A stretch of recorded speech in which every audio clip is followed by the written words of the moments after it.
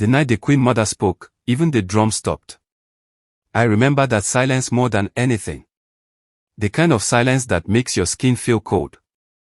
The kind that tells you something big is about to happen. My name is Kwaku.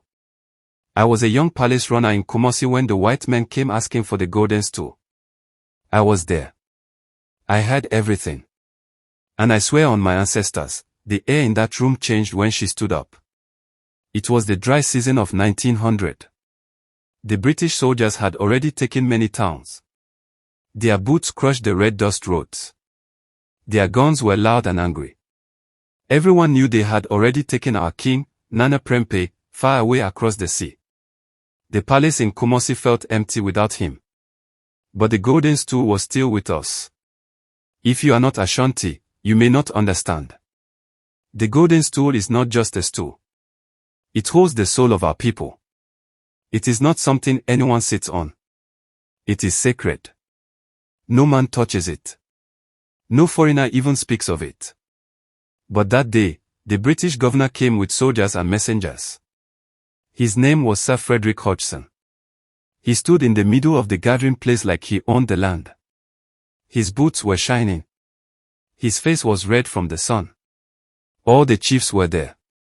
I stood behind the elders with the other boys, carrying messages and water. The governor spoke through an interpreter. He said the king had been taken away because he did not obey the British queen. Then he said something that made the old men look at the ground. He said the British now ruled Ashanti. And then he asked a question that felt like thunder. He said, "Where is the Golden Stool? Why am I not sitting on it?" For a moment I thought the interpreter would refuse to say those words. But he did. The words fell into the crowd like a stone into deep water.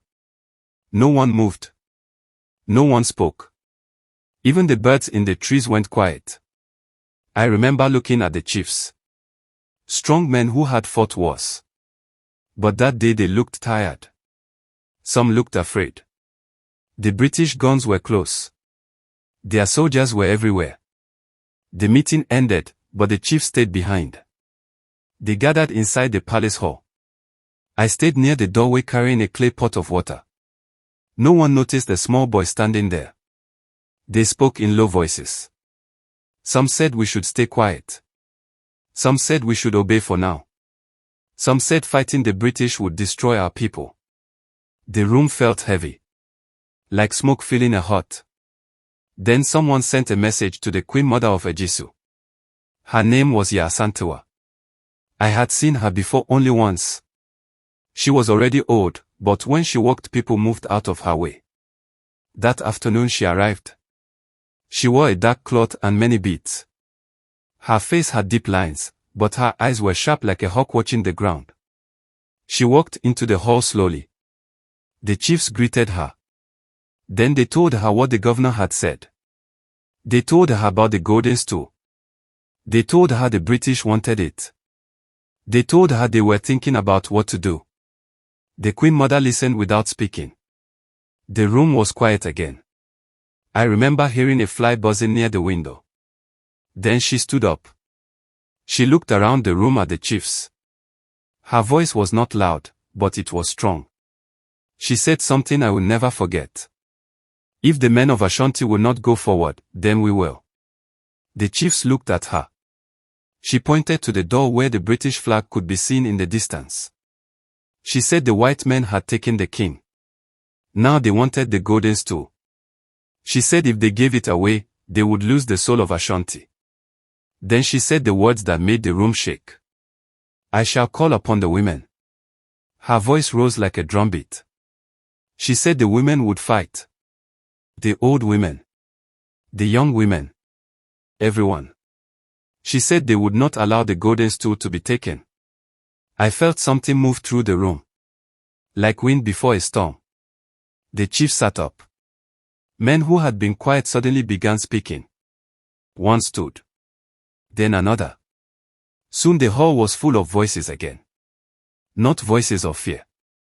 Voices of anger. The war started soon after. Messengers ran through the towns.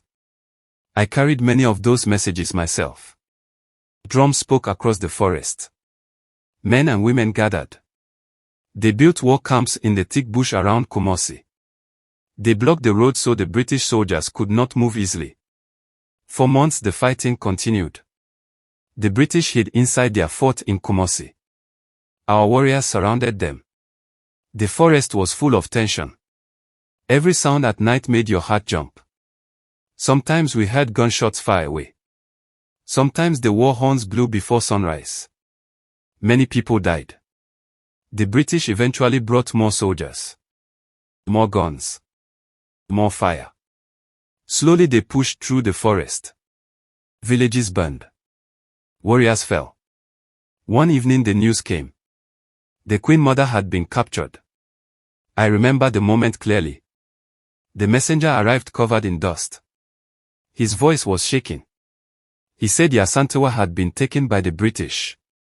Some people cried. Some people sat in silence. But something strange happened that night. Even though she was captured, no one spoke of surrender. Because everyone had already heard her words.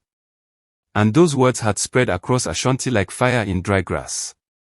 The Golden Stool was never given to the British. They searched for it. They asked questions. They threatened chiefs. But no one told them where it was hidden. Years later I was no longer a boy. I had children of my own. One day I stood near the old palace grounds in Kumasi. A group of young boys were playing in the dust. One of them asked his grandfather about the war. The old man smiled slowly. Then he said a name. Yaa Asantewaa. The boys listened with wide eyes. And I felt that same strange silence again. The same silence from the day she stood up. Because sometimes the most powerful thing in the world is not a gun. Sometimes it is one person who refuses to bow.